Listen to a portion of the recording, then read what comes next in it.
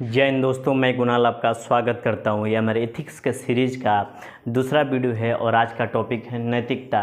आज हम लोग नैतिकता का परिचय लेंगे, यानी कि उसका इंट्रोडक्शन लेंगे।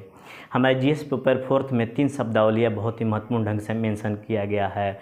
इसमें एथिक्स, इंटीग्रिटी और एप्टीट्यूड आता है। यहाँ पर एथिक्स एक अपना अलग स्थान रखता है, क्योंकि एथिक्स का जो क्षेत्र है वो बहुत ज़्यादा व्यापक है। इसी वजह से हम लोग देखें कि नैतिकता से हर वर्ष प्रश्न पूछे जाते हैं यूपीएससी के एग्ज़ाम में। नैतिकता का संबंध परिवार से है, व्यक्तिगत से है, समाज से है, अलग अलग प्रोफेशन की अलग अलग नैतिकता है। तो ये एक व्यापक स्वरूप लिए हुए, इसलिए यह शब्दावली बहुत ज़्यादा ही महत्वपूर्ण है। तो आइए समझते हैं नैतिकता होता क्या है। इसका हम लोग एक परिचय लेंगे आज एक ग्लांस लेंगे, उसके परिचय का इंट्रोडक्शन लेंगे, ठीक है। तो आइए समझते हैं कि नैतिकता होता क्या है। यहाँ एक शब्द है एथिक्स और दूसरा शब्द है मोरालिटी। दोनों ही अर्थ में एक समान हैं, अर्थ में कोई भिन्नता नहीं है, लेकिन अलग अलग इसके उपयोग होते हैं। मोरालिटी को हम लोग आम बोलचाल की भाषा में यूज करते हैं कि वो कितना ज़्यादा मोरल है, वो कितना ज़्यादा मोरल है, ठीक है, वो कितना ज़्यादा नैतिक है। हम लोग ऐसे बोलते हैं कि हमारा मोरल डाउन है, ये थोड़ा सा अलग है उससे। तो जो मोरालिटी है वो आम बोलचाल भाषा में यूज होता है, जबकि जो एथिक्स है, नैतिकता है, विषय के अंतर्गत यूज होता है, यानी कि पुस्तकों में इस्तेमाल होता है एथिक्स, ठीक है ना। उसके बाद हम लोग देखेंगे एथिक्स को हम लोग नीति बोलते हैं, नैतिकता बोलते हैं, नीति शास्त्र बोलते हैं।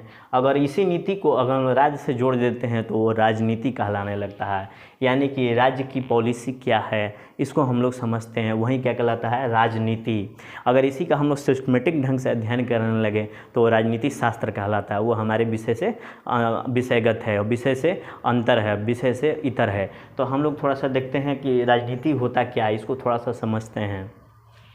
राज्य की जहाँ पर नीतियों का उल्लेख हो क्या कहलाता है, राजनीति। यानी कि राज्य को नीतियों की ज़रूरत क्यों पड़े, इसके पास तो लोग हैं, इसके पास धन है, बहुत सारा है, ये राजा खुद सर्वे सर्वा है, तो अपने हिसाब से वो कुछ भी कर सकता है। जैसे कि फ्रांस का राजा कहा था आई एम द स्टेट, लेकिन वो निरंकुश ढंग से शासन कर रहा था अपने राज्य की प्रजा से, चाहे निरंकुश ढंग से व्यवहार कर रहा था अपने राज्यों के साथ, अपने राज्य के साथ, ठीक है। लेकिन अगर पॉलिसी राज्य के पास रहेगी तो राज्य अच्छे से चल सकेगा। इसलिए राज्य को नीतियों की ज़रूरत पड़ती है, राज्य के निर्देशों का पालन हो सके, जिससे राज्य व्यवस्थित ढंग से चल सके, इसलिए नीतियों की ज़रूरत पड़ी। यानी कि राज्य की व्यवस्था बनी रहे, इसलिए नीतियों यानी पॉलिसी की ज़रूरत पड़ी, नीति की ज़रूरत पड़ी।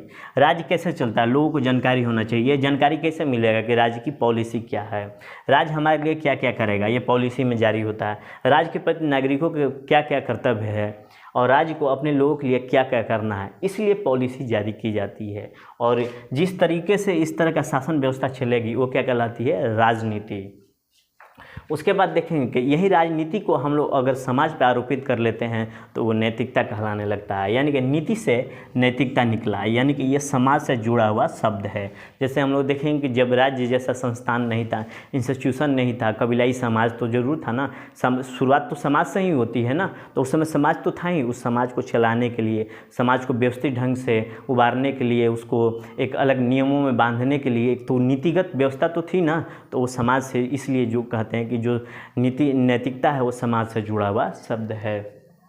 समाज में एकता कायम रखने के लिए नीतियाँ, मापदंड स्थापित किया जाए, यह क्या कहलाता है, नैतिकता। इसी मापदंड को नैतिकता कहते हैं कि समाज में व्यक्तिगत स्तर पर क्या क्या नैतिकता होनी चाहिए। समाज में अगर झगड़े हो तो किसको कैसे सुलझाना है, किसको कितना दंड देना है, ये सारे मापदंड निर्धारित किए जाते हैं। अगर ये नियम लागू किया गया तो इसका क्या प्रभाव पड़ेगा, ये सारे मापदंड को देखते हुए नैतिकता हम उसको कह देते हैं। इसी मापदंड को क्या कहते हैं, नैतिकता। जैसे नैतिकता क्या कहलाता है, एक मापदंड है। नैतिकता मूलतः समाज नीति है, जैसे कि यहाँ राज्य की नीति थी, उसी तरह नैतिकता मूलतः क्या है, समाज की नीति है। अलग अलग समाज की अलग अलग नीतियाँ हैं, अलग अलग समाज की अलग अलग नीतियाँ। कुछ तत्व तो समान हो भी सकते हैं, जैसे कि अभिवादन करना। अभिवादन करना एक शब्दावली है, एक टर्म है। अब अभिवादन करना के तरीके अलग अलग हो सकते हैं, एक क्रिया है अभिवादन करना, ठीक है ना। तो जैसे मुस्लिम समाज में एक दूसरे को अलग तरीके से अभिवादन करते हैं, हिंदू समाज में अलग, क्रिश्चियन समाज में अलग, आदिवासी समाज में अलग। तो तत्व सभी जगह माने कि एक अभिवादन करना एक शब्दावली है, एक प्रक्रिया है, तो तरीके अलग अलग हो सकते हैं, ठीक है ना। तो वहाँ की नैतिकता नैतिकताएं अलग अलग मानी जाती है। किसी को पैर छूना नैतिकता माना जाता है, किसी को दूर से हेलो बोलना वो नैतिकता माना जाता है। तो यानी कि अलग अलग समाज की अलग अलग नीतियाँ होती है। नैतिकता सार्वभौम नहीं होती है। मतलब क्या हुआ कि सभी जगह नैतिकता एक समान जैसी नहीं होती है। किसी समाज में शाकाहार करना नैतिकता मानी जाती है, तो किसी समाज में मांसाहार को बुरा नहीं माना जाता है। किसी समाज में मांसाहार को बहुत ज़्यादा अनैतिक कार्य माना जाता है, तो किसी समाज में इसे सामान्य ढंग से माना जाता है कि चलो ठीक है, कोई दिक्कत नहीं है। तो चीज़ें अलग अलग हैं। कहीं पर प्रेम विवाह अलाउ है तो कहीं पर प्रेम विवाह अलाउ नहीं है। तो अलग अलग मूल्य हैं, सार्वभौम नहीं है। यानी कि सभी जगह एक समान नैतिकता नहीं होती है। अलग अलग समाज की अलग अलग नैतिकताएँ होती है, और ये नैतिकताएँ प्रोग्रेसिव भी होती है, यानी कि समय के साथ बदलती रहती है। जैसे कि पहले साष्टवत दंडवत करना, यानी कि प्रणाम करना, झुक कर प्रणाम करना, ये माना जाता था कि अभिवादन करने का सबसे बढ़िया तरीका है, नैतिक तरीका है। आज हेलो भी बोल के काम चलाया जा रहा है, यानी कि चीज़ें बदल रही है।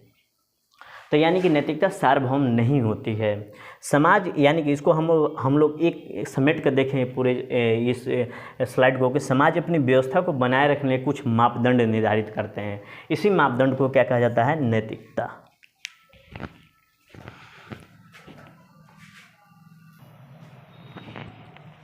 आइए थोड़ा समझते हैं एथिक्स शब्द को। एथिक्स शब्द ग्रीक शब्द है, और इसको अगर एथिक, ये जो है एथिक्स एथिकोस से बना हुआ है। यानी कि हम लोग देखेंगे कि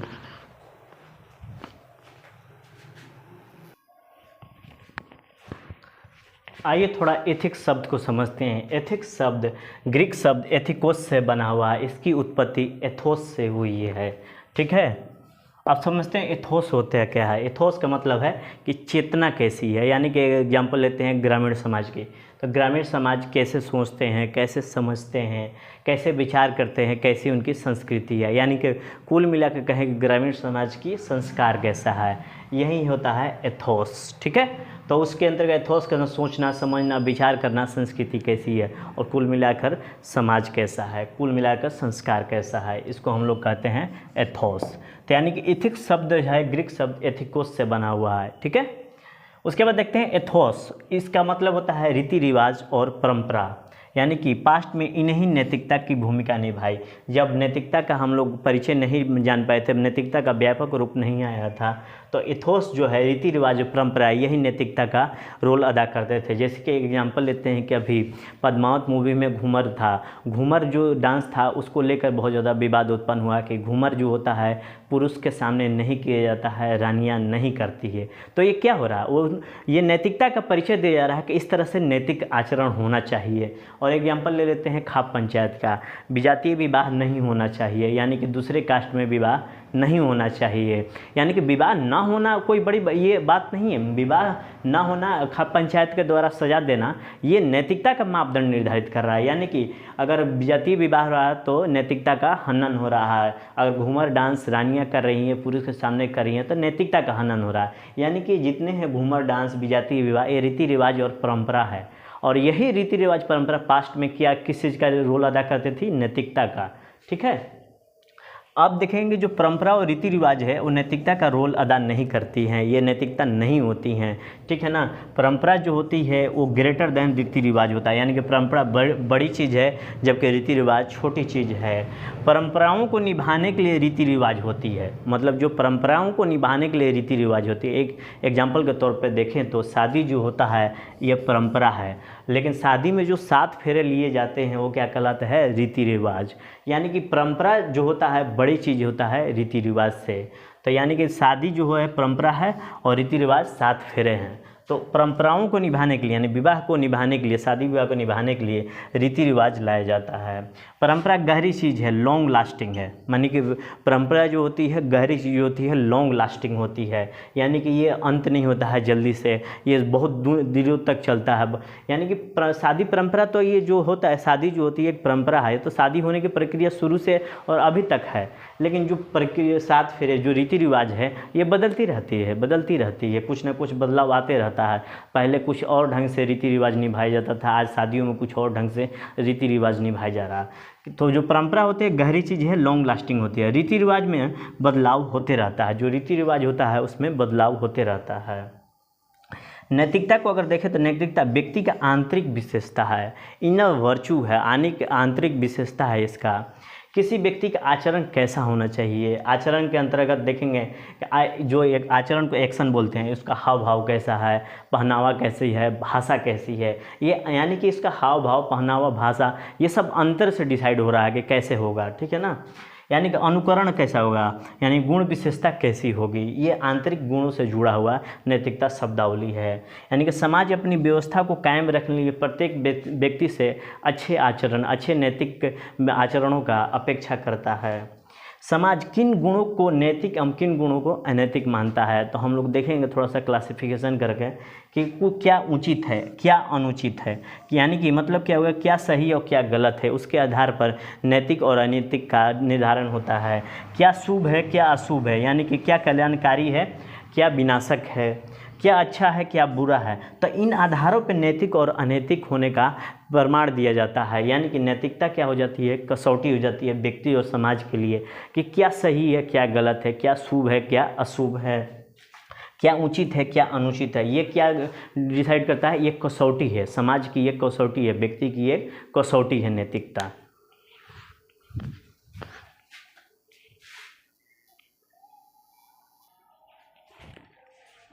नैतिकता समाज द्वारा स्वीकृत कुछ नियम एवं मूल्यों का संकलन है। यानी कि समाज द्वारा जो कुछ स्वीकृत कुछ नियम एवं मूल्यों का संकलन है, ठीक है।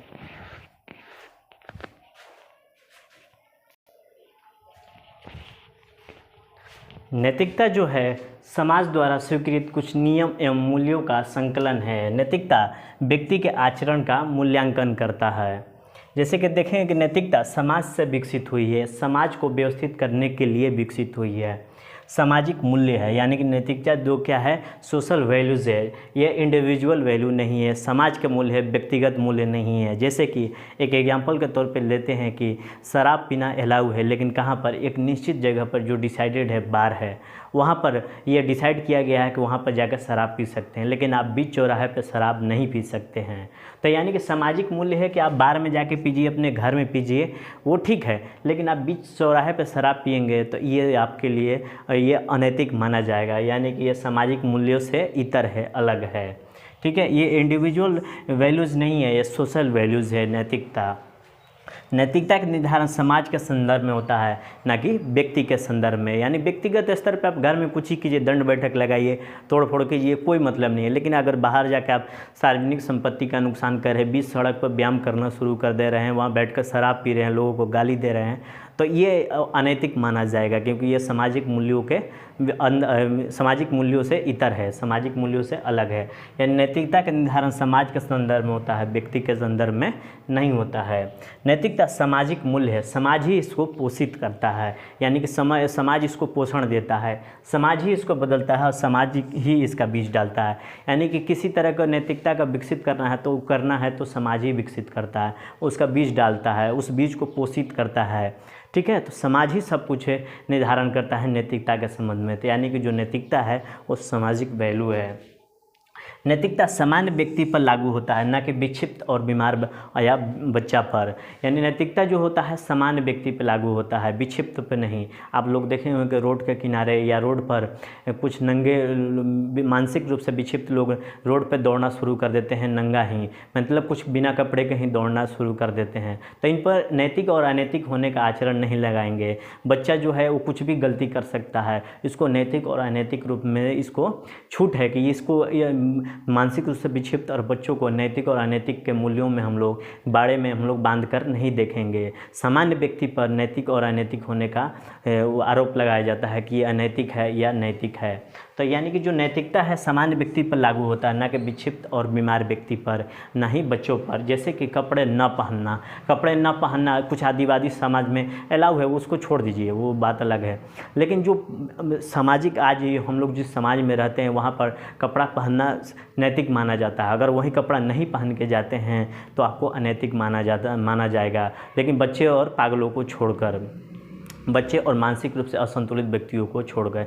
जैसे कि अभी कुछ दिन पहले दिल्ली मेट्रो में एक बच्ची थी, एक महिला थी, वो छोटे कपड़े और बहुत ही छोटे कपड़े पहनकर और ऊपर के कपड़े या छोटे नीचे के कपड़े छोटे पहनकर वो मेट्रो में ट्रेवल कर रही थी, जिससे मेट्रो प्रशासन ने उस पर संज्ञान लिया था कि नहीं, और सर्कुलर जारी किया गया कि इतने छोटे कपड़े पहनकर सार्वजनिक प्लेस पे आप आ नहीं जा सकती हैं। तो वो उस पर डिसाइड होता है कि ये अनैतिक है, यानी कि नैतिकता के विरोध में है। तो इसी को कहते हैं कि नैतिकता सामान्य व्यक्ति पर लागू होता है, ना कि विक्षिप्त व्यक्तियों पर। ठीक है, समाज के संदर्भ में नैतिकता लागू होता है। ठीक है, तो यहाँ पर बच्चों, बीमार व्यक्तियों को छूट दिया गया है। नैतिकता ऐच्छिक कार्यों पर लागू होता है, यानी कि इच्छा हो उसको विकल्प भी होना चाहिए। नैतिकता जो होती है विकल्प होना चाहिए। जैसे कि किसी समाज में शाकाहार को नैतिक माना गया, लेकिन शाकाहार अगर चीज़ें ख़त्म हो जाती है और कोई विकल्प नहीं है जीवन बचाने के लिए, तो मांसाहार किया जा सकता है। तो यहाँ नैतिक और अनैतिक का हम लोग उदाहरण नहीं देखेंगे। जैसे कि आलू बैगन टमाटर इस समाज में उगाया जाता है, तो आलू ख़त्म हो गया तो बैगन टमाटर तो है ना, आप खा सकते हैं, यानी कि शाकाहार का सेवन कर सकते हैं। लेकिन किसी समाज में पूरी तरह से शाकाहार ख़त्म हो गया, केवल जीवन बचाने के लिए मांसाहार है, तो आप मांसाहार कर सकते हैं। इसको नैतिक और अनैतिक यहाँ लागू नहीं होगा। तो ठीक है ना, तो नैतिकता विकल्प मौजूद होना चाहिए ऐच्छिक कार्यों के लिए। जैसे कि आप मान लें कि ऐच्छिक कार्यों के अंतर्गत हम देखेंगे कि एक बूचड़ खाना है, वहाँ पर बूचड़ खाने में अगर हम लोग किसी पशु को काट रहे हैं, अगर उसके पास उसके अलावा उस समाज में केवल एक ही काम है कि पशुओं का मांस बेचा जाना, तो यहाँ नैतिक और अनैतिक यहाँ नहीं देखेंगे। लेकिन बूचड़ खाने के अलावा और ढेर सारा काम है, ठीक है ना, तो उस समाज में ये डिसाइड किया जा सकता है कि बूचड़ खाना चलाना अनैतिक कार्य है।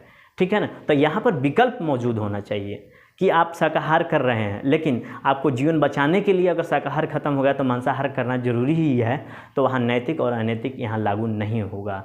यानी कि नैतिकता ऐच्छिक कार्यों पर लागू होती है और वहाँ पर विकल्प भी मौजूद होना चाहिए।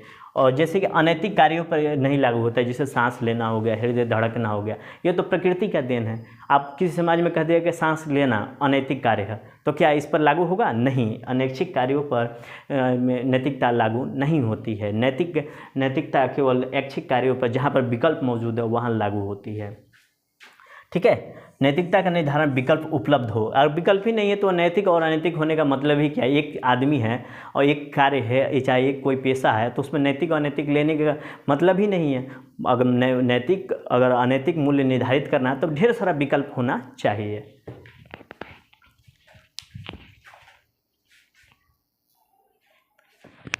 नैतिकता कहाँ कहाँ लागू होती है उसको समराइज करें तो देखें तो नैतिकता समाज के संदर्भ में लागू होती है, ना कि व्यक्ति के संदर्भ में। पीछे हम लोगों ने देखा यह सामान्य व्यक्ति पर लागू होती है, और ऐच्छिक कार्य जहाँ पर विकल्प मौजूद हो वहाँ पर नैतिकता लागू होती है। इसके अलावा इसका संबंध भौतिक जगत से है, यानी कि जो व्यवहार में दिखाई देता है उसी जगत से है, न कि आध्यात्मिक जगत से है। स्पिरिचुअल लाइफ से इसका कोई संबंध नहीं है। वहाँ क्या अनैतिक अनैतिक है कोई मतलब नहीं, लेकिन ये इसका संबंध भौतिक जगत से है, जो हमें दिखाई देता है इहलौकिक से, क्योंकि नैतिकता का संबंध समाज से है, और जो समाज हो इहलोक में ही होता है। इसलिए इसका संबंध जो नैतिकता का होता है वो व्यवहारिक जगत से है। ठीक है, भौतिक जगत से, फिजिकल और मेटेरियलिस्टिक वर्ल्ड से है। यह कोड है, समाज के द्वारा निर्धारित किया गया कोड है। हम लोग समझते हैं कोड कैसे है कि बड़ों का सम्मान करना चाहिए, ईमानदार रहना चाहिए, झूठ नहीं बोलना चाहिए, हत्या नहीं करनी चाहिए। तो ये तरह से समाज निर्धारित करता है कि ये काम करना चाहिए, ये करोगे तो नैतिक कहलाओगे, ये करोगे तो अनैतिक कहलाओगे। तो यानी कि एक कोड निर्धारित कर रहा है। कौन कोड निर्धारित कर रहा है? वो समाज निर्धारित कर रहा है। समाज के द्वारा इसमें भिन्नता आती है कि अलग अलग समाज में अलग अलग नैतिकताएं होती है। जैसे कि एक अभिवादन करना, एक एग्जांपल लेते हैं तो अभिवादन करने को हम लोग कहें तो अभिवादन हिंदू समाज में दंडवत प्रणाम करके, या मुस्लिम समाज में अस्सलाम वालेकुम बोलकर, या ये क्रिश्चियन समाज में अलग तरीके से, अलग धर्म में अलग तरीके से अभिवादन बोला जाता है। तो समाज के अनुसार भिन्नता आती रहती है और समय के हिसाब से परिवर्तन आती रहती है। जैसे कि हम लोग देखेंगे कि बचपन में हम लोग साइकिल चलाना सीखे थे तो हम लोग खूब तेज़ी से चलाते थे, लेकिन उधर से गुरुजी आ रहे हैं तो हम लोग साइकिल से उतरकर उनको सम्मान देते थे। लेकिन आजकल ऐसा कोई बात नहीं है कि दूर से ही हेलो बोलकर निकल जाते हैं। तो यानी कि हम लोग पहले दंडवत प्रणाम करते थे, आज हेलो बोल कर काम चला लेते हैं। तो यानी कि समय के हिसाब से नैतिकता में परिवर्तन आते रहती है। आप देखते हैं कि कानून, धर्म, विज्ञान और नैतिकता में क्या संबंध है। ये चारों टर्म अलग अलग होते हैं, इनमें इनके तत्वों में समानता हो सकती है, लेकिन चारों टर्म अलग अलग होते हैं। इनका सारा संबंध आगे चल के पढ़ेंगे। अगर कानून का आधार की बात करें तो वो आज्ञा पालन है, ओबीडियंस है। अगर आप कानून का आज्ञा पालन कर रहे हैं तो आप कानून के अंतर्गत है, कानून का आज्ञा पालन नहीं कर रहे हैं तो कानून के बाहर हैं। रिलीजन आस्था होनी चाहिए, किसी धर्म में आस्था होनी चाहिए, तो आप धार्मिक कहलाएंगे, नहीं है तो अधार्मिक हैं। विज्ञान, साइंस, लॉजिक के हिसाब से आप किसी चीज़ को सोचते हैं तो वो विज्ञान के अंतर्गत आएगा। और नैतिकता का जो आधार होता है उचित कर्तव्य, राइट ड्यूटी क्या है, करनी है, क्या करना चाहिए या ना करना चाहिए, ये निर्धारित करता है नैतिकता। तो इन चारों में क्या संबंध है हम लोग आगे चल के पढ़ेंगे। इनके तत्वों में कुछ समानता हो सकती है, लेकिन ये चारों अलग अलग होते हैं। यानी कि नैतिकता के अंतर्गत देखेंगे निर्धारित किया हुआ है कि पालन करना चाहिए, कि समाज ने ये निर्धारित कर दिया इसका पालन करना चाहिए। हालांकि हर समाज का अलग अलग नैतिकताएँ होती है। तो ये हम लोगों ने नैतिकता का परिचय लिया। ठीक है, फिर आगे देखते हैं अगले क्लास में। आज भर के लिए इतना ही। आपके सहयोग के लिए धन्यवाद। नमस्कार, जय हिंद।